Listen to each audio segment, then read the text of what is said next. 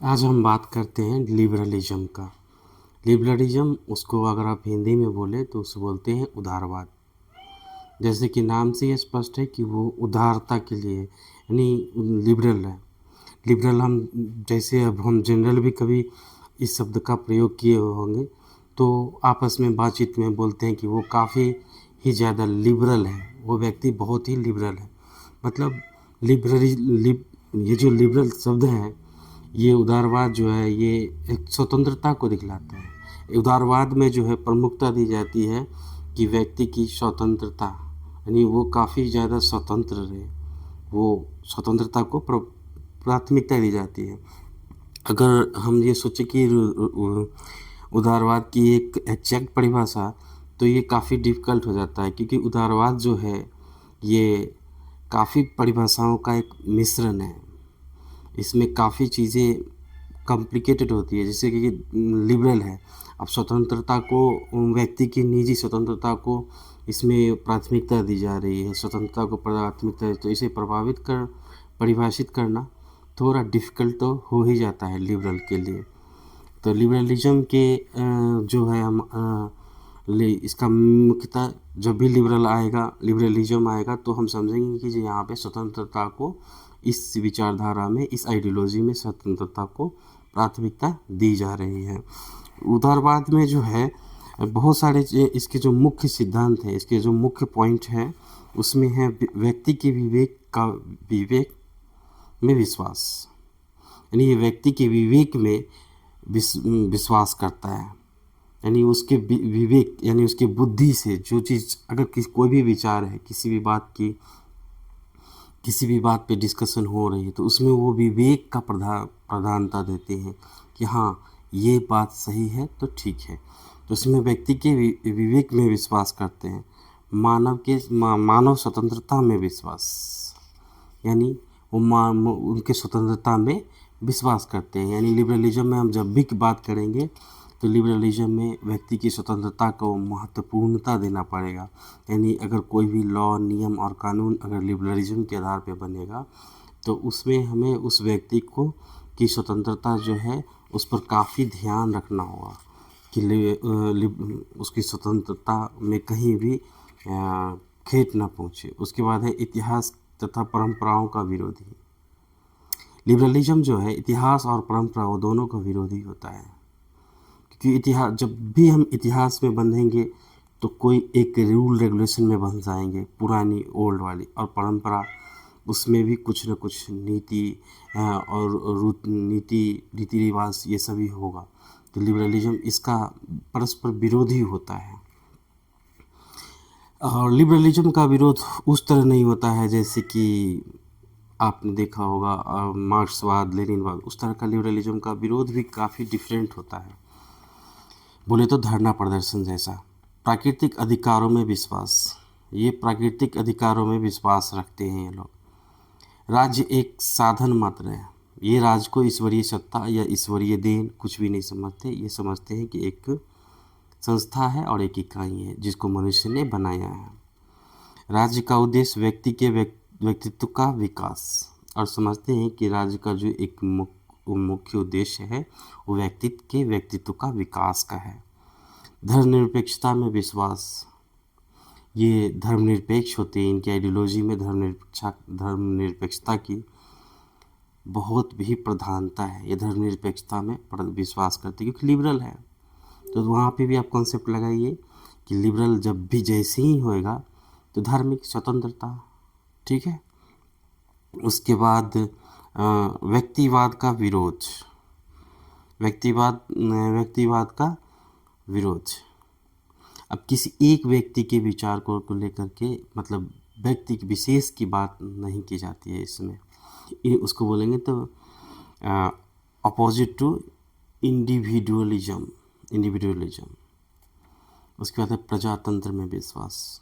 अब लिबरल है तो डेफिनेटली ये क्या रहेंगे, डेमोक्रेसी में बिलीव करेंगे 100%। प्रजातंत्र में विश्वास। उसके बाद है संवैधानिक तथा सीमित शासन में विश्वास। डेफिनेटली जब वो लोकतंत्र में गए और इंडिविजुअलिज्म का वो विरोध किए तो वो डेफिनेटली कहाँ जाएंगे, संवैधानिक तथा सीमित शासन। इनका शासन फिर कैसा हो जाएगा, संवैधानिक, कॉन्स्टिट्यूशनल और लिमिटेड गवर्नमेंट। उसके बाद है पूंजीवादी व्यवस्था में विश्वास। अब चूंकि ये लिबरल है, ये पूर्ण व्यक्ति स्वतंत्रता की बात करते हैं, तो ये जो बिजनेसमैन हैं, इंडस्ट्रियलिस्ट हैं, उनको ये पूरी फ्रीडम देंगे कि आप अपनी इकोनॉमी को जितना बढ़ा सकते हो, आप जितना पैसा कमा सकते हो कमाओ, उसमें कोई बाउंडेशन नहीं है, उनमें कोई दिक्कत नहीं है। ये उनका एक विश्वास रहेगा। तो क्या है कि पूंजीवादी व्यवस्था में विश्वास। उसके बाद है अंतर्राष्ट्रीय तथा विश्व बंधुत्व का समर्थन।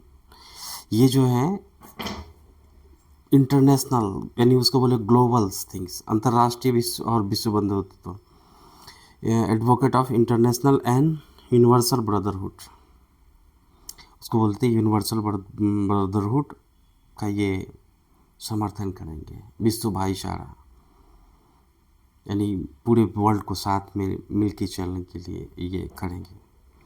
उदारवाद जो है, लिबरलिज्म है, इसके कुछ गुण भी हैं और कुछ दोष भी हैं। अब उसमें गुण में जो है, जो इसके पक्ष में आता है, जो इनके पक्ष में आया वो गुण हुआ, जैसे नैतिक आधार, मोरल बेसिस। इनकी विशेषता है कि आत्मविश्वास, आत्मनिर्भरता, आत्मप्रयास, उदारित्व आदि, इससे इन सब चीज़ पर काम करते हैं। उसके बाद है वैज्ञानिक तर्क, बायोलॉजिकल बेसिस। इनका कोई भी जो थॉट होता है वो बायोलॉजिकल रहेगा, ऑब्जर्वेशन रहेगा। मतलब आप बोलेंगे तो मॉडर्न थॉट्स ऐसा भी रहेगा, मॉडर्न थॉट में बायोलॉजिकल जरूर रहेगा। प्राकृतिक अधिकारों के सिद्धांत के आधार पर, theory on the basis of theory of natural rights. ये नेचर का भी काफ़ी ध्यान रखेंगे, नेचुरल राइट्स। अच्छा, इसमें क्या है कि नेचुरल राइट्स जो व्यक्ति के जन्म से अधिकार हो, जन्मसिद्ध अधिकार हो, उस पर ये काफ़ी ध्यान देते हैं। उसके बाद है स्वाभाविक आधार, ऑन साइकोलॉजी बेसिस, जो उनका मनुष्य की टेंडेंसी है उसको भी ये नहीं देंगे, क्योंकि लिबरल है तो स्वतंत्रता में हर चीज़ को देखना है कि मनुष्य की भावनाओं को आघात नहीं हो जाए। उसके बाद अनुभव के आधार पर, on the basis of experience. अब अनुभव के आधार पर भी तो देखेंगे वो किसी भी विचार को, किसी भी लॉ रेगुलेशन को। उदारवाद के पक्ष ये है, उसका विपक्ष में अब आते हैं कि इनका क्या मेरिट और डिमेरिट्स है। उदारवाद एक अस्पष्ट धारणा है। देखिए, जब अगर वो ये आइडियोलॉजी क्या है कि स्वतंत्रता पर ही गया, अगर आप किसी को स्वतंत्रता को प्राथमिकता दे रहे हो तो आपके लिए फिर लॉ नहीं रहेगा। आपको बार बार देखना होगा, ऑब्जर्वेशन करना होगा, समझना होगा उसकी मनोभावनाओं को, उसकी अवधारणा को, उसके विचार को कि इनकी स्वतंत्रता का क्या मायना है, इनको क्या चीज़ की, किस चीज़ की आवश्यकता है। तो ये काफ़ी चीज़ डेप्थ हो जाती है कि इसलिए इनकी परिभाषा जो है ना, उदारवाद एक अस्पष्ट धारणा है, थोड़ी सी परिभाषा भी डिफ़िकल्ट हो जाती है, लेकिन बहुत ही आसान है। यदि आप लिबरलिज्म को समझो तो एक स्वतंत्रता आपको समझना पड़ेगा, महसूस करना पड़ेगा, एक दूसरे का लिबरलिज्म, स्वतंत्रता को महसूस करना होगा। फीलिंग्स पे भी कभी चलेंगे तो अब उसके लिबरलिज्म को समझ सकते हैं। उसके बाद है कि व्यक्ति अपने हित का सदैव श्रेष्ठ निर्णायक नहीं होता है। आप अपना जो है, अपना ही हित का आप खुद से निर्णय नहीं कर लोगे। लिबरलिज्म में एक सोसाइटी की तरह रहना होता है। तो कानून स्वतंत्रता को नष्ट नहीं करते। कानून जो भी लॉ हो गए वो लिबरलिज्म में आपके स्वतंत्रता को, इंडिपेंडेंस को प्रभावित नहीं करेंगे। लिबरलिज्म में ये एक विशेषता है। ये बायोलॉजिकल लॉ को सपोर्ट्स नहीं करते, यानी जीव विज्ञान के नियम मनुष्य समाज पर लागू करना खतरनाक है। ये मानते हैं जो बायोलॉजिकल लॉ है वो मनुष्य समाज पे लागू नहीं हो सकते हैं। उसके बाद है कि राज्य एक बुराई नहीं है। ये इस चीज़ को मानते हैं। बहुत सारे विचारधारा में वो सोचते हैं कि राज्य एक बुराई चीज़ है, पर ये मानते हैं कि राज्य जो है कोई बुराई की चीज़ नहीं है। व्यक्ति समाज से अलग इकाई नहीं है। Individual is not a apart from society. व्यक्ति जो है समाज से अलग नहीं है, इस बात को ही एक्सेप्ट कर रहे हैं। यानी इन्होंने समाज को भी एक्सेप्ट किया कि व्यक्ति को समाज से अलग नहीं किया गया, क्योंकि समाज की स्वतंत्रता की बात तो अभी करेंगे वो, व्यक्ति स्वतंत्रता के साथ समाज की स्वतंत्रता की बात करेंगे वो। तो सुनो, व्यक्ति को समाज के अंदर ही माना है। स्वतंत्र व्यापार तथा खुली प्रतियोगिता के भयंकर परिणाम। इस पॉइंट को एक बार फिर हम देखेंगे लेकिन इस अभी समझ लें कि स्वतंत्र व्यापार तथा खुली प्रतियोगिता के बीच भयंकर परिणाम। ये चूँकि मार्केट को ओपन छोड़ते हैं, तो ये क्या करेंगे, स्वतंत्र तो व्यापार और खुली प्रतियोगिता के बीच भयंकर, यानी ये इस आइडियोलॉजी में, लिबरलिज्म में, क्योंकि ये उद्योगपतियों को स्वतंत्र छोड़ देंगे, तो फिर क्या होगा, वहाँ पे मार्केट कंपटीशन काफ़ी ज़्यादा होगा। इस विचारधारा में पूरी तरह खुला छोड़ देने से, आर्थिक क्षेत्र में व्यक्ति को पूरी तरह खुला छोड़ देने से, यानी आप जितना चाहो पैसा उतना अर्न करो, भयंकर परिणाम देखने को मिल रहा है यहाँ पे 100% देखिएगा। प्राकृतिक अधिकारों का धारणा गलत, प्राकृतिक अधिकारों की धारणा गलत, concept of natural rights is wrong. दूसरा है राज्य की क्षमता का गलत अनुमान। अगला पॉइंट है wrong estimation of competence of state, यानी राज्य की क्षमता का गलत अनुमान। ये राज्य की क्षमता का पूर्णतः ये अनुमान नहीं लगा पाते। और उसके बाद है पूंजी व्यवस्था हानिकारक। हम पहले भी बात समझ रहे हैं कि इनकी विशेषता में एक चीज़ था कि ये पूंजीवादी व्यवस्था में विश्वास करते हैं। लिबरलिज्म जो है, इस पर काफ़ी गौर से समझना पड़ेगा कि लिबरलिज्म जो है वो पूंजीवादी व्यवस्था में विश्वास कर रहे हैं। तो जब आप पूंजीवादी व्यवस्था में विश्वास करोगे, कैपिटलिज्म ग्रोथ में क्या होता है कि आप व्यापारियों को, इन्वेस्टर्स को, इंडस्ट्रियलिस्ट को आप ग्रो कर के लिए आप इंडिपेंडेंट छोड़ देते हो कि आप कितना अर्न करना चाहते हो कर लो। तो ये फिर क्या करेंगे, ये इनकी विशेषता थी।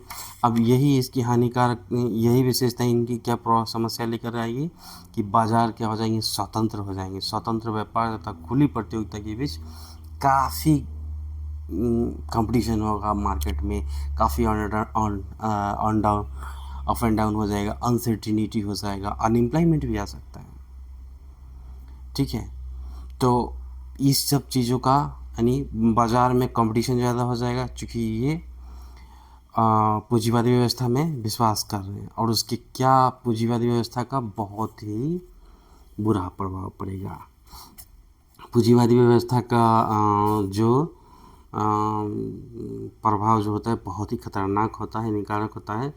वह किसी भी में मानव कल्याण में वृद्धि नहीं कर सकती है। पूंजीवादी व्यवस्था में व्यक्ति द्वारा शोषण होता है और समाज के कमज़ोर वर्गों तथा मजदूरों तथा कारीगरों का जीवन सुखी नहीं हो सकता है। पूंजीवादी व्यवस्था में गरीब और अधिक गरीब होना स्वाभाविक है और यह बात मानव कल्याण के लिए हानिकारक नहीं है। अब ये तो चीज़ समझना पड़ेगा कि लिबरलिज्म में जो है वो जैसे बोलते हैं कि स्वतंत्रता तो मिल रही है वहाँ पे, लेकिन यही स्वतंत्रता अब एक बड़े हथियार में लेकर के आ जाती है कि कहते हैं कि जो खुद के बनाए हुए जाल में ही फंसना।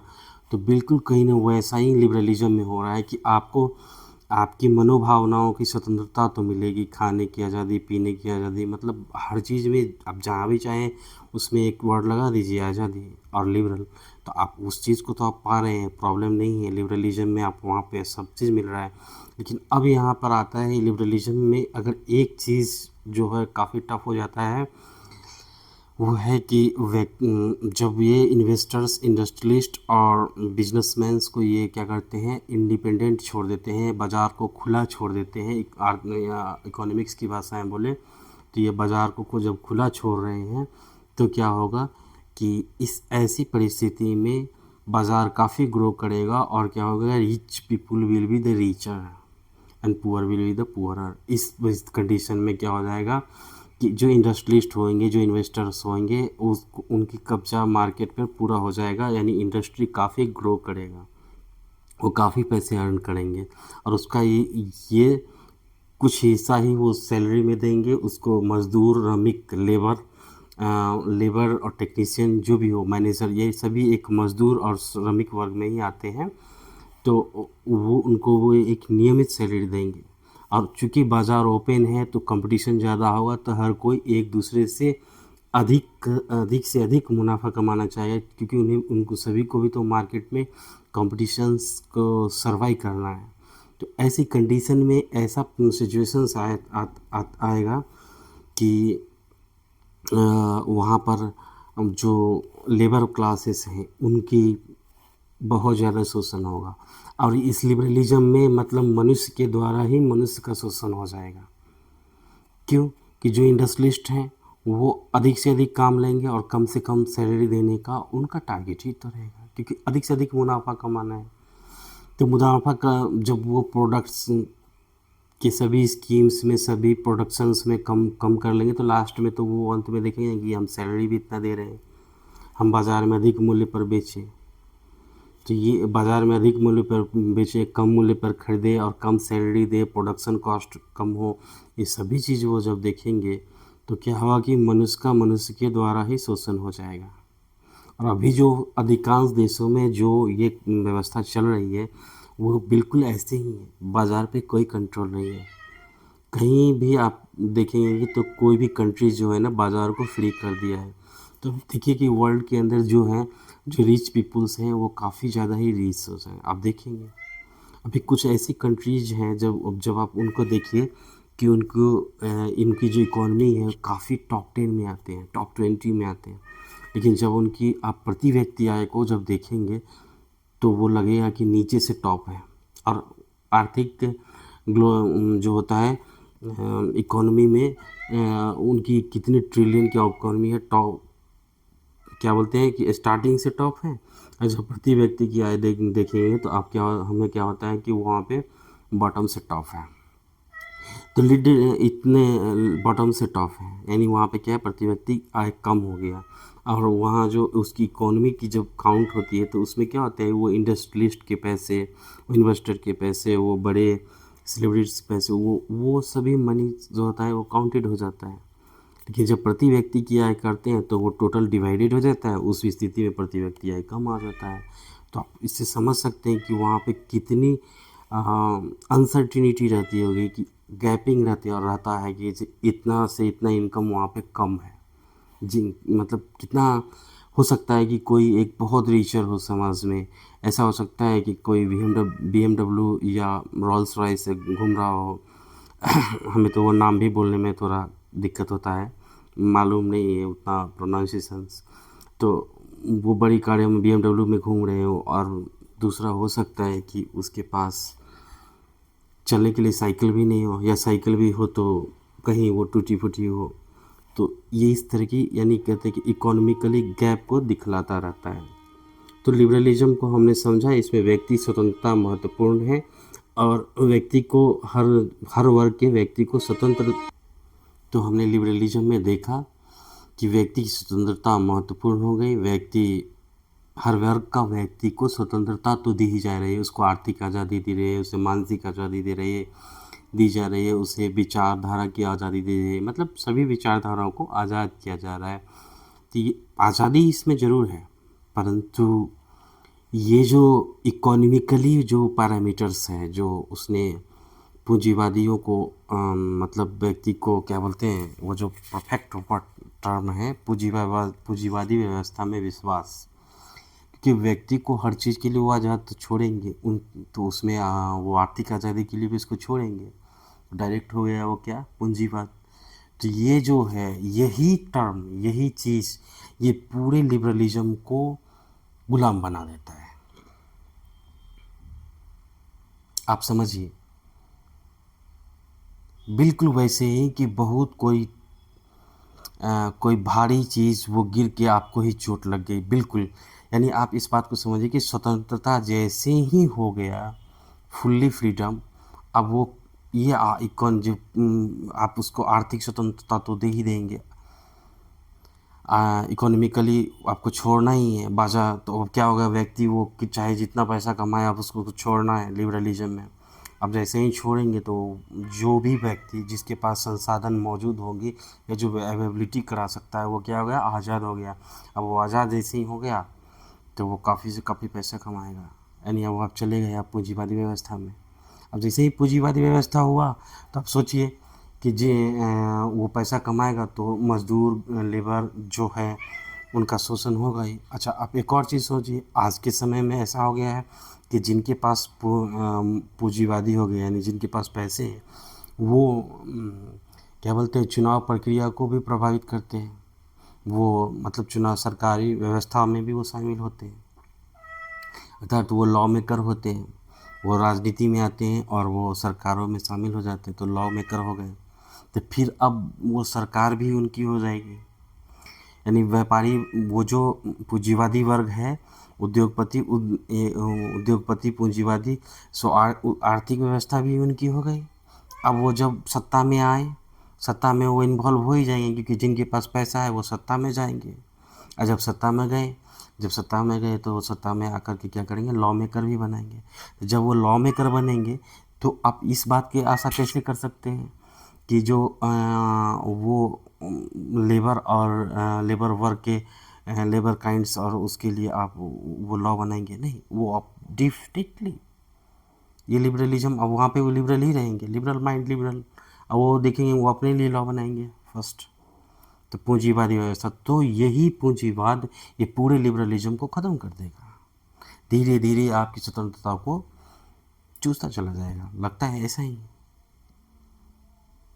अब आर्थिक संसाधन रहेंगे तभी तो आप पढ़ोगे, तभी तो आपकी विचारधारा विकसित होगी, तभी तो आप आगे बढ़ोगे। आप पैसे ही नहीं रहेंगे तो क्या है, कुछ भी नहीं। आप लिबरल हो, आप रूल है कि आप लिबरल हो, आप अधिकार है, आगे बढ़ो, सब कुछ करो, ये करो वो करो करो करो, लेकिन क्या है, वो पूंजीवादी व्यवस्था से चला गया, सब कुछ उसके हाथ में, पैसे ही नहीं है, तो फिर क्या होगा, कुछ भी नहीं हो पाएगा। तो लिबरलिज्म में एक ये जो पॉइंट्स है ये पूरे चीज़ को घुमा देता है, यानी यहाँ पर से जैसे एक सर्कल ऐसे ऐसे घूम रहा था, ऐसे ऐसे, अब वो यहाँ पर से क्या बोलते हैं, ये जो व्यवस्था है पूंजीवादी व्यवस्था में विश्वास, यहाँ से ऐसे ऐसे ऐसे ऐसे घूमने लगा। पहले ऐसे ऐसे घुमा, लास्ट में ऐसे ऐसे घुमा दिया उसने, ख़त्म। सो इस ये काफ़ी डिफ़िकल्ट, मेरे कहने का मतलब ये काफ़ी एक प्रभावित पड़ा, काफ़ी ज़्यादा प्रभाव डालता है। बाकी इनकी कुछ अच्छाई भी है और मेरिट्स डिमेरिट्स हमने देखे। ओके, थैंक यू, फिर मिलते हैं हम लोग आगे।